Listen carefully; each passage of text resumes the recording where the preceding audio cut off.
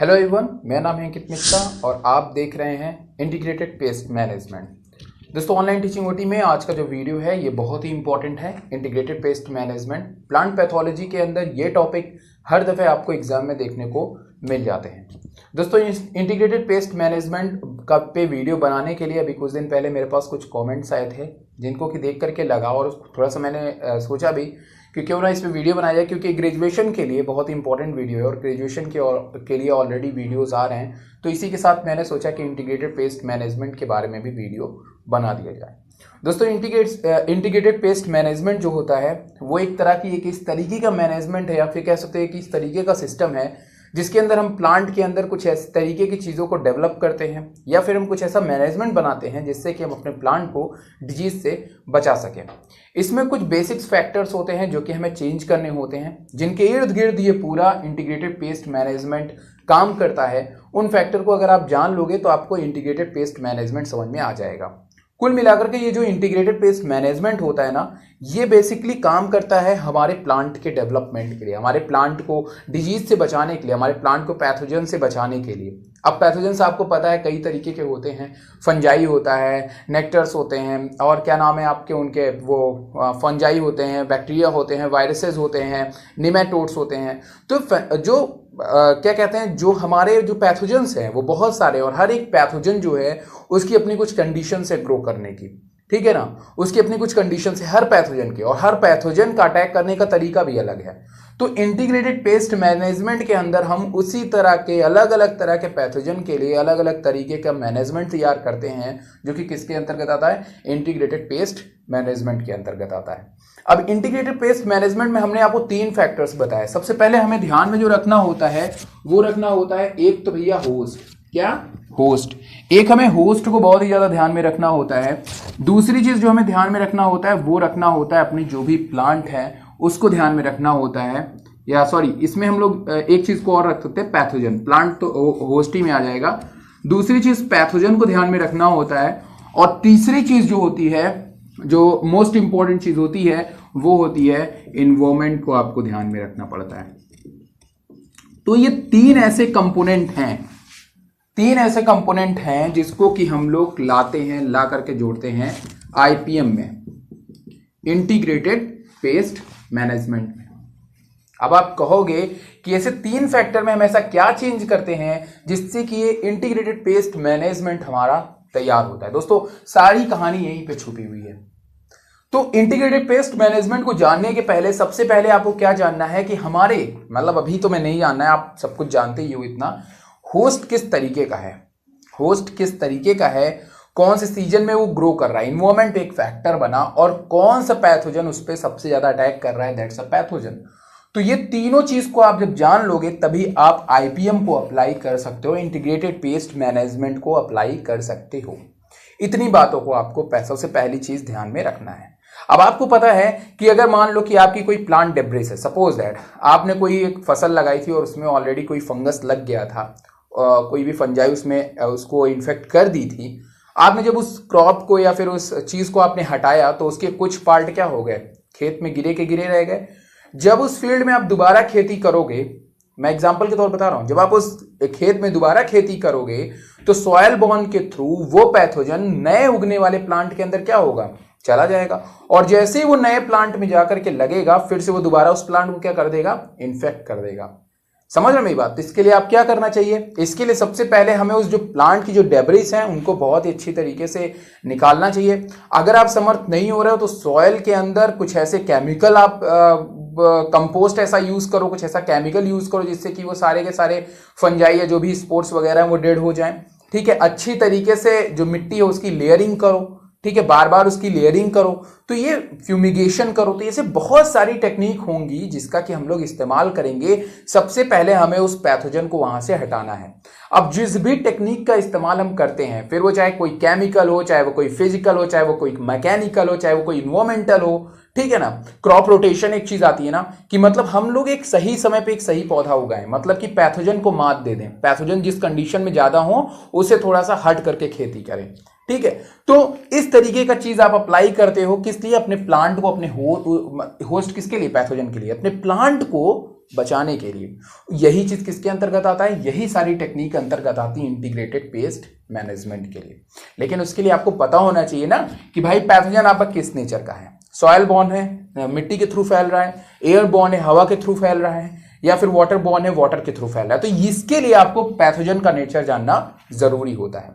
दूसरी बात, जीन अभी जो रिसेंटली जो चली आ रही वो आ रही रेजिस्टेंट वेराइटी बना लेना, ठीक है ना। रेजिस्टेंट वेराइटीज आप बनाओ और उसके बाद ऑलरेडी उस पैथोजन जिस पैथोजन पे, जो पैथोजन किसी एक पर्टिकुलर प्लांट पे बहुत ज्यादा अटैक कर रहा हो, जैसे सिट्रस कैंकर को आप लो, सिट्रस को लो, तो सिट्रस कैंकर एक डिजीज होती है, उस पे लगातार जेंथोमोनास जो बैक्टीरिया वो क्या कर रहा है, उस पे अटैक कर रहा है।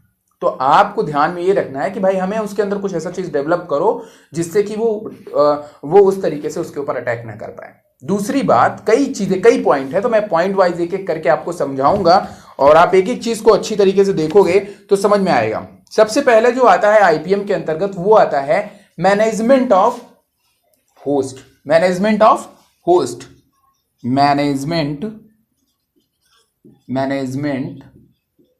Of host. सबसे पहला पॉइंट क्या है, मैनेजमेंट ऑफ होस्ट, ठीक है।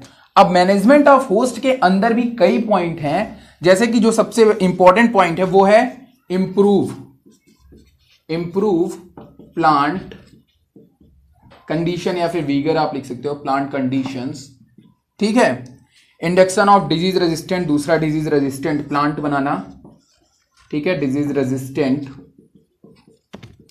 And the third point is breeding for develop disease resistant, ठीक है, वही चीज है। तो अब ये एक बहुत ही इंपॉर्टेंट चीज, जैसे कि मैनेजमेंट ऑफ होस्ट, मतलब कि हम अपने होस्ट में ऐसा क्या करें जिससे कि इंटीग्रेटेड पेस्ट मैनेजमेंट, मतलब कि पैथोजन जो है हमारे होस्ट के ऊपर कम इफेक्ट कर पाए या फिर इफेक्ट ना करे। उसके लिए सबसे पहले आपको आपकी जो प्लांट है उसकी कंडीशंस को क्या करना पड़ेगा, इंप्रूव करना पड़ेगा। मतलब कि अगर कोई पैथोजन हल्का फुल्का है तो वो उतना इन्फेक्ट नहीं करेगा, आप उसको हल्का सा क्या करेंगे। अब भाई वही चीज है कि अगर कोई आदमी बीमार है तो अगर उसको दो बीमारी, ऐसा थोड़ी नहीं कि वो एक बीमारी आप सही कराओगे दूसरी निकल जाएगी, नहीं। आपको पहली बात, किसी भी कीमत पे इंटीग्रेटेड पेस्ट मैनेजमेंट कहता है वो किसी भी कीमत पे इसके वीगर को या फिर इसके कंडीशन को प्लांट के इसको अच्छा रखना है, ठीक है ना, इसको इंप्रूव करके रखना है। ये चीज सबसे पहले इसकी कंडीशन होती है। दूसरी चीज क्या है, डिजीज रेजिस्टेंट वेराइटी। ये लेटेस्टली बहुत सारी चीजों में चलती चली आ रही है, तो इसलिए हमें उस पैथोजन, जो भी हमारा पैथोजन है, होस्ट को क्या करना है, होस्ट मतलब हमारा जो प्लांट, इस प्लांट के अंदर उस पैथोजन के खिलाफ जो भी रेजिस्टेंट जीन है वो इसके अंतर्गत होने चाहिए, इसके अंदर होने चाहिए कि वो पैथोजन का इफेक्ट इनमें ना दिखाई दे। लेकिन बहुत सारे ऐसे पैथोजन होते हैं जो प्लांट को फिजिकली बहुत नुकसान पहुंचाते हैं, तो उस कंडीशन में कई दफे ऐसा होता है कि रेजिस्टेंट, तो रेजिस्टेंट वेराइटीज सब पे आप अप्लाई नहीं कर सकते, सारे प्लांट पे नहीं कर सकते। जिसके बारे में जो एक पर्टिकुलर पैथोजन बार बार किसी प्लांट पे अटैक कर रहा है, आप उसी के लिए बना सकते हो डिजीज रेजिस्टेंट वेराइटीज, या फिर कुछ ऐसे केमिकल बना सकते हो जो डिफरेंट तरह के पैथोजन पे नुकसान पहुंचाए, डिफरेंट टाइप के पैथोजन का, ठीक है। तो ये हम प्लांट में चेंज कर सकते हैं, बाकी और भी चेंज है, लेकिन हम ये चीज प्लांट के अंदर चेंज कर सकते हैं। मतलब कि यही सारी चीजें ना, बाकी आप जो भी चेंज करोगे वो दूसरी चीज है। आप पैथोजन को किल करोगे, पैथोजन के लिए है, ठीक है ना, केमिकली मेथड से। तो ये हम प्लांट में चेंज अगर कर दें, अपने प्लांट को फिट रखें, और दूसरी चीज अपने प्लांट को डिजीज रेजिस्टेंट बनाएं, तो हम पैथोजन से क्या हो सकते हैं, बच सकते हैं। दूसरी चीज जो हमारे पैथोजन के लिए इंपॉर्टेंट बनती है, ठीक है ना, हमारे पैथोजन के लिए जो इंपॉर्टेंट बनती है कि किस तरीके से हम पैथोजन से अपनी रक्षा कर पाएंगे, वो चीज हमें जानना जरूरी है। सबसे पहला है, यहाँ पे लिखा हुआ है management of pathogens, management of pathogen. ये तो पहला था मैनेजमेंट ऑफ होस्ट, दूसरी चीज हमारी है मैनेजमेंट ऑफ पैथोजन। मतलब कि हम ऐसा पैथोजन को क्या करें कि हमारे प्लांट की रक्षा हो पाए, ठीक है, मैनेजमेंट ऑफ पैथोजन को। तो मैनेजमेंट ऑफ पैथोजन में हम लोग क्या करते हैं, इरेडिकेशन। दूसरा पॉइंट ये है अप्लाई केमिकल, ठीक है। फिर तीसरा जो है remove infected part, remove infected and quarantine.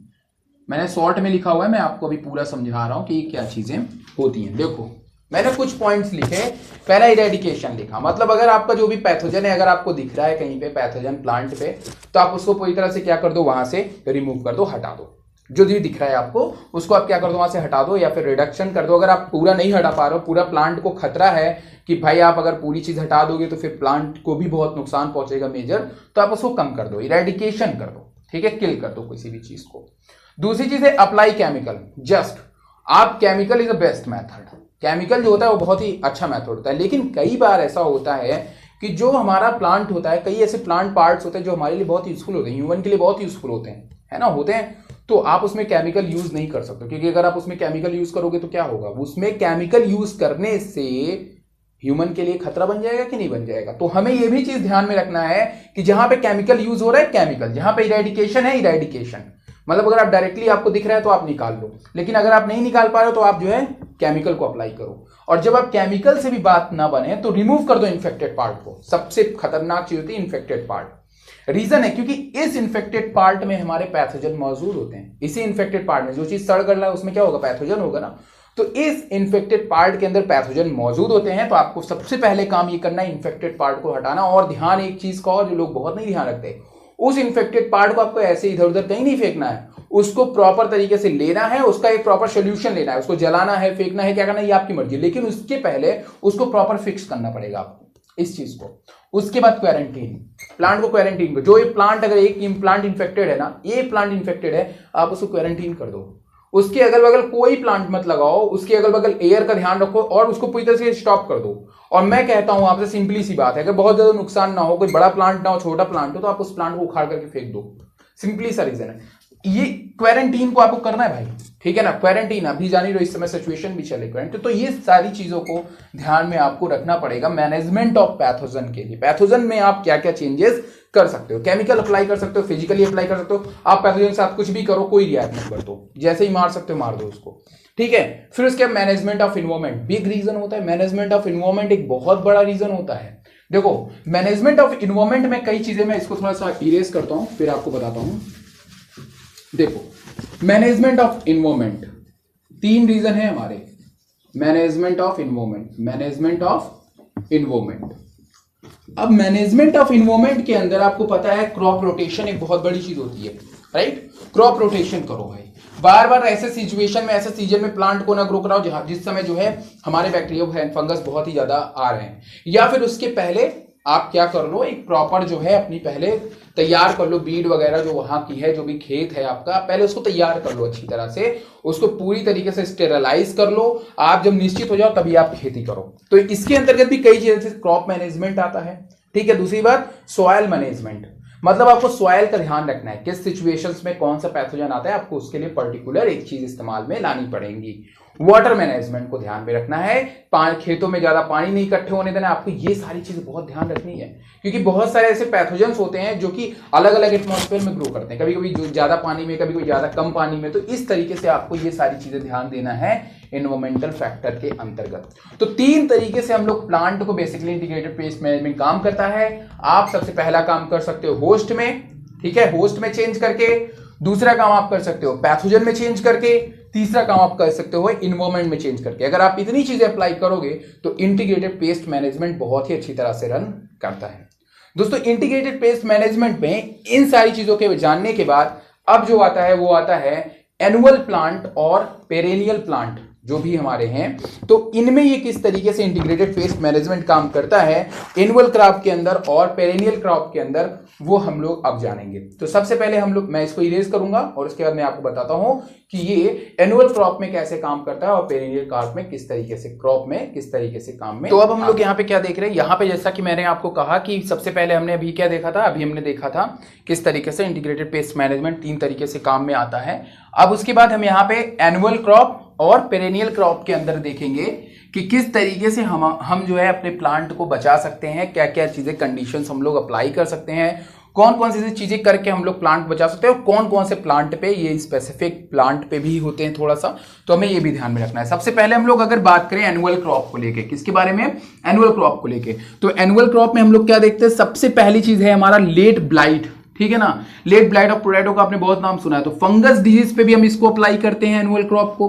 Annual crop में जो हम लोग यूज करते हैं, कुछ एनुअल क्रॉप के नाम भी है, जैसे ब्राउन रॉट है, बैक्टीरिया के द्वारा होता है, लीफ रोल है, तो ये सिट्रस, तो ये सारी चीजों को हमें ध्यान में रखना है, ठीक है ना, कि ये वायरस, बैक्टीरिया और फंजाई तीनों पे हमारे इंटीग्रेटेड पेस्ट मैनेजमेंट काम करेंगे। तो हमें करना क्या है, हमें इंटीग्रेटेड पेस्ट मैनेजमेंट करना क्या है? सबसे पहली चीज, हेल्दी ट्यूबर नीडेड। अगर आप आलू की खेती कर रहे हैं तो आपको इस चीज को ध्यान में रखना है कि हमें हेल्दी ट्यूबर ही चाहिए, मतलब हमें हेल्दी आलू चाहिए। वो पहले से ही हमें जांच लेनी है कि भाई वो इन्फेक्टेड ना हो, अदरवाइज अगर वो इन्फेक्टेड होगा यार तो फिर प्लांट भी आपका इन्फेक्टेड हो जाएगा, या फिर वो नहीं इन्फेक्टेड होगा, दूसरा अगल बगल वाला इन्फेक्टेड। तो इस चीज को खास ख्याल रखना है। पहली बार ट्यूबर ग्रो ही नहीं करेगा, अगर इन्फेक्टेड हुआ तो ट्यूबर ग्रो ही नहीं करेगा, क्योंकि इतना ज्यादा उसमें शुगर होता है ना, एकदम पगलाए रहते हैं, ये क्या नाम है इनका, ये पैथोजेंस वगैरह एकदम गुस्साए रहते हैं कि भाई हम इसको खत्म ही कर डालेंगे। उसके बाद यहाँ पे क्या है, foliar spray. Foliar spray important है, लिक्विड स्प्रे हर जगह काम में आता है। लीफ पे, फॉलियर मतलब लीफ, लीफ पे आपको स्प्रे लगातार करना है, क्योंकि लीफ एक ऐसा पार्ट होता है ना जहां से पैथोजन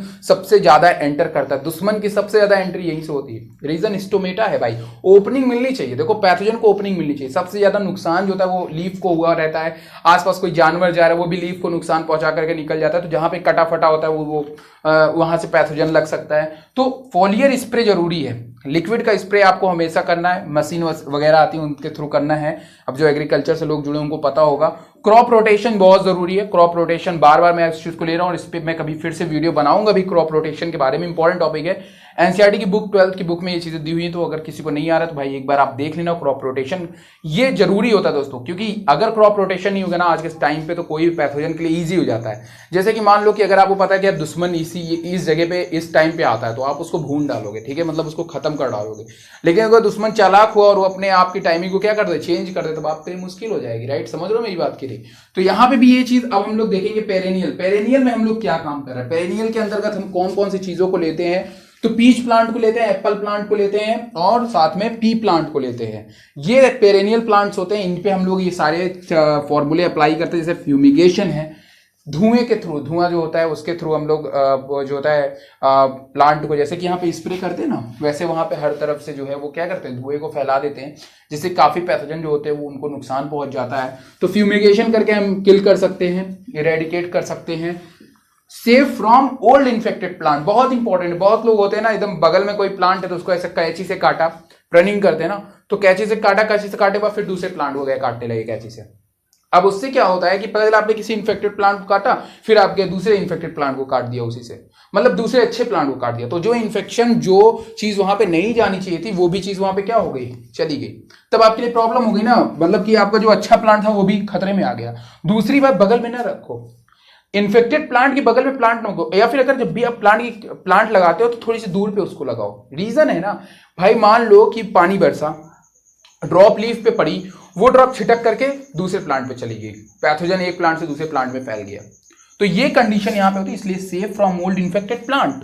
मतलब आप जब भी नए प्लांट को लगाओ तो इस ओल्ड प्लांट से थोड़ी सी दूर पे लगाओ। दूसरी बात, यूज गुड फर्टिलाइजर, बेस्ट यार, बहुत जरूरी है यार। अगर फर्टिलाइजर आप अच्छा यूज नहीं करोगे प्लांट मजबूत नहीं होगा, और आपको पता है जब इंसान मजबूत नहीं होता तो क्या हो जाता है, प्लांट का मजबूत रहना जरूरी है, ठीक है। तो प्लांट जब तक अपने आप को लड़ने की क्षमता पैदा करेगा, हर चीज अच्छा करेगा, तो कोई पैथोजन उसका कुछ नहीं बिगाड़ पाएगा। पर अगर प्लांट कमजोर होगा ना तो पैथोजन बड़े आराम से उसको किल कर सकता है। तो इस चीज को भी हमें ध्यान में रखना है। बस यही था इंटीग्रेटेड पेस्ट मैनेजमेंट, और बाकी इसके बारे में बहुत सारे एप्लीकेशंस हैं, बहुत सारी चीजें हैं जिनके बारे में फिर कभी चर्चा करूंगा। पर नोट्स के लिए बेस्ट है, आप इसको अपनी कॉपी में लिख लीजिए, जान लीजिए। आशा आपको पसंद लाइक करिएगा, शेयर करिएगा, सब्सक्राइब करिएगा। Thank you very much.